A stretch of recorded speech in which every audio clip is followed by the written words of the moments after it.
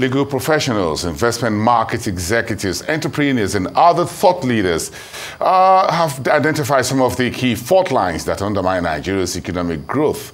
Speaking to policy, governance, and the economy in Lagos on Tuesday at the Discourse conference, these delegates provide insights into how the country's development could be set on a sound and sustainable foundation. Let's listen.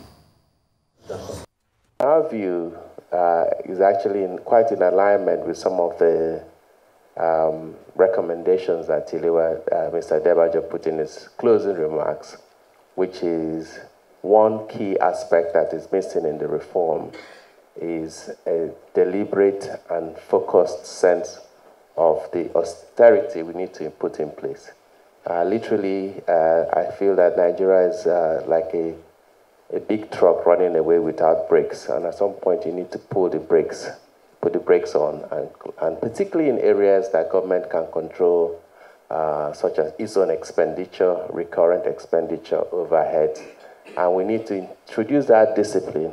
If you do that with the transparency that is required at this very critical time, shine a very bright light of transparency in every aspect of governance, it's then possible that you can engage the citizenry to rally behind you and refocus on how to diversify away from oil and how to seek new areas of revenue, which are the critical components that then come back. And let me put that into perspective. The 2024 budget is a budget of 28.8 trillion naira. But inbuilt into that budget is a 10.5 trillion naira deficit.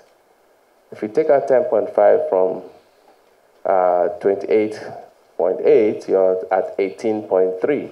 The government is indicating that they expect revenues of 18.3 trillion. But already within the 18.3, they will spend about 8 trillion on debt service, and then they will then spend the rest on recurrent and overheads and all the first line items. So literally, before you can do 1 naira of capital expenditure, your money has finished. You can see how perverse that is.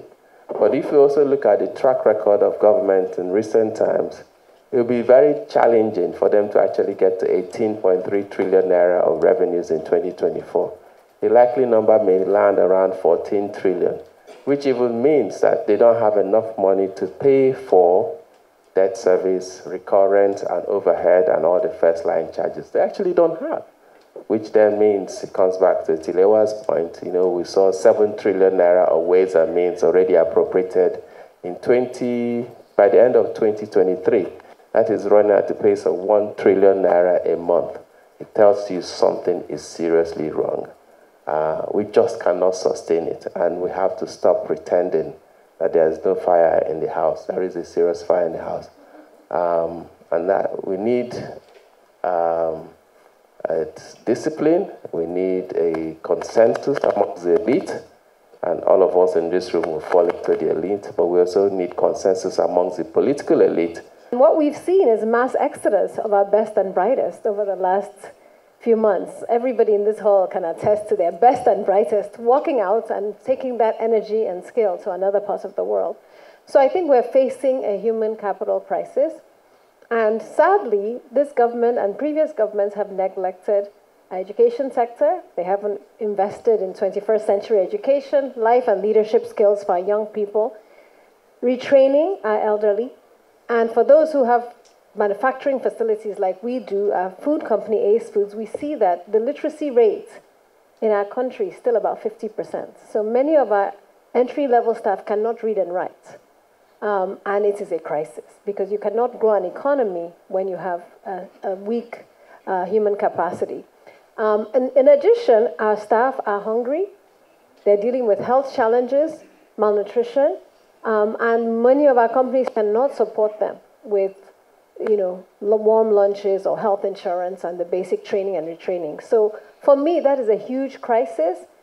If we want staff who can sit here and work globally, we're going to have to invest in the basic skills transfer. Now, that's where I want to come into food. You didn't ask me about food. But with climate change and the fact that we currently have a food crisis and food inflation about 33%, we're seeing a high rate of malnutrition amongst staff.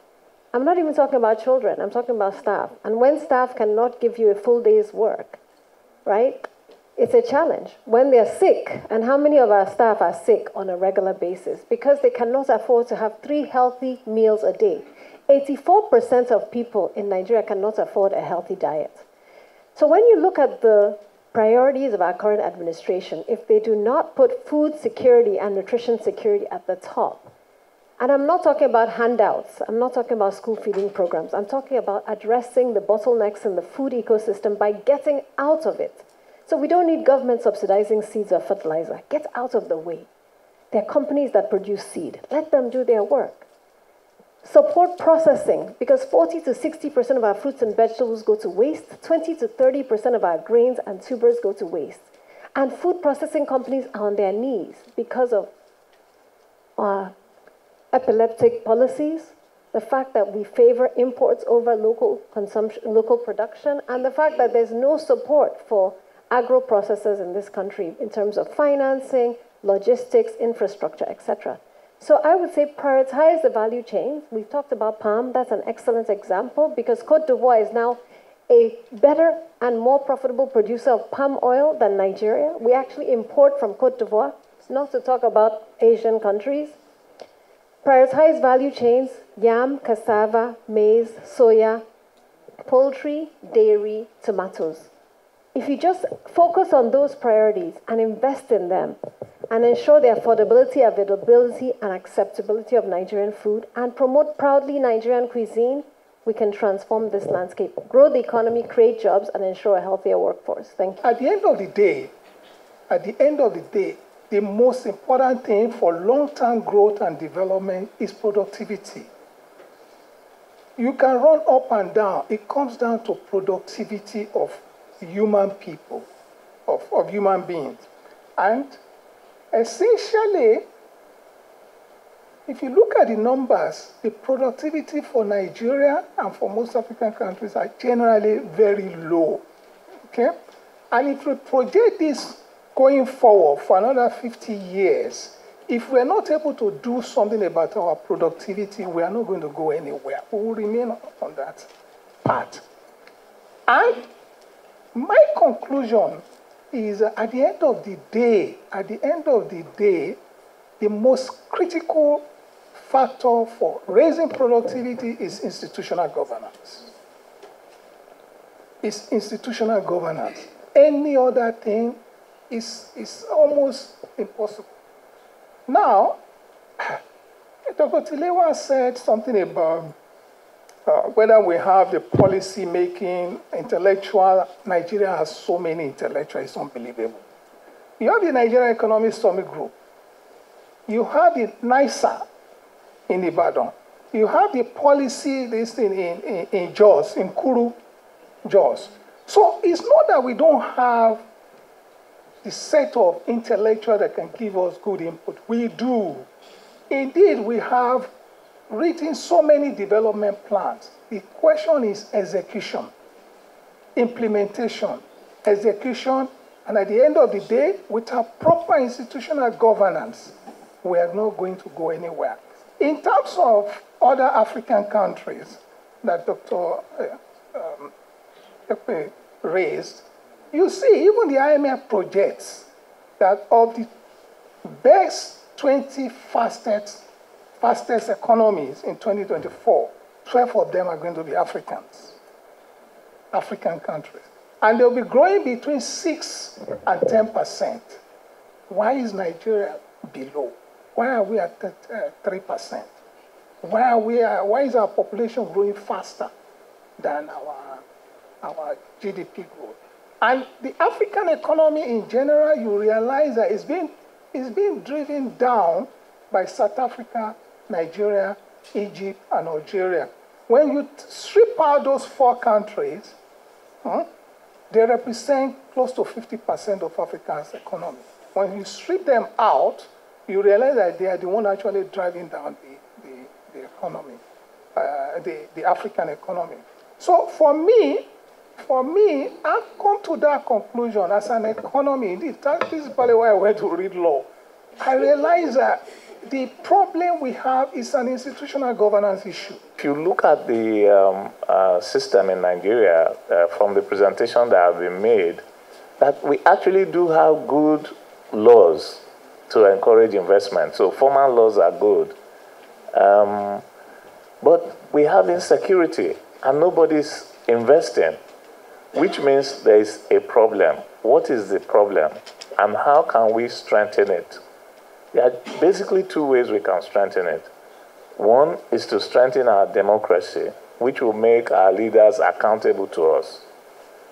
The second one is to strengthen our rule of law. Because if your rule of law is weak, in other words, their people are not accountable for their social behavior or other behaviors, then there will be impunity. And when you have impunity, you are going to have insecurity and all the other issues that you have. But then who will drive the process of strengthening your democracy or having strong rule of law, which will mean having, good courts, etc.? It has to be the leaders. Unfortunately, the leaders are produced within a certain social context. And that takes us back to the constructivists who say that your social milieu matters. So I agree with your contention that leadership matters, but leadership has to be you and I. And that's where do we, based on the presentations today, there's a 400 billion economy. If you grab a portion of it, do you just simply go to London or do you get engaged? So I suggest that you need to be engaged. If you want your leadership to change, this is what is going to happen. You have to join a political party. 2, you have to join an NGO. That NGO will support the interests that are important to you, because remember, you have a portion of the 400 billion and you can get more if the system is better run. And you need to be involved in the process of generation of the norms, the process of generation of the laws. Those laws can be antagonistic, they can be alternative, or they can be complementary. No nation develops by accident. None.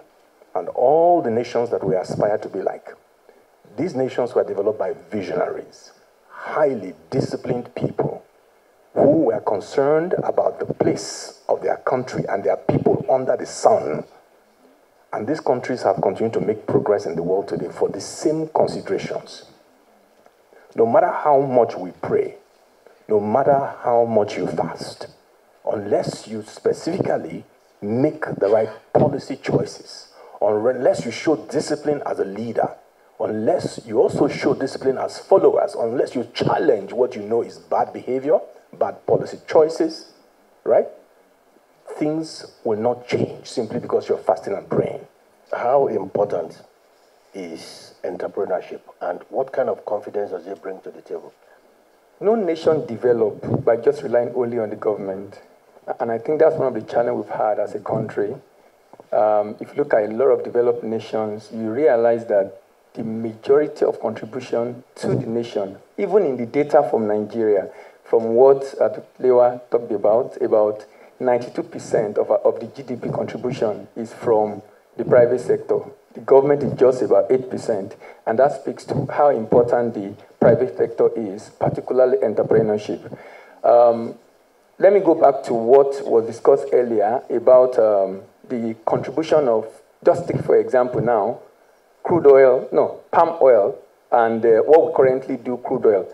I'm not just talking about palm oil, I'll talk about a number of other products beyond palm oil. And I'm saying that because the fact that we're having issues with foreign exchange, the fact that we're having issue with FX, the fact that we're having issue with growth, is actually also because of the functional economy that we run. Currently depends solely on about 85 to 90% of the contribution of the GDP, of the FX rather, to the economy is from crude oil. Now, but if you check, there are a number of other areas we can begin to consider, talking about entrepreneurship now, in the agri space. Sometimes I ask myself, so we want to generate foreign exchange, but sometimes you hear issue around non-oil export, right? And then we talk about cocoa, we talk about cashew, we talk about ginger, and then I ask, if indeed we want to generate forex, then we should focus on agricultural product that is going to give us the FS we need.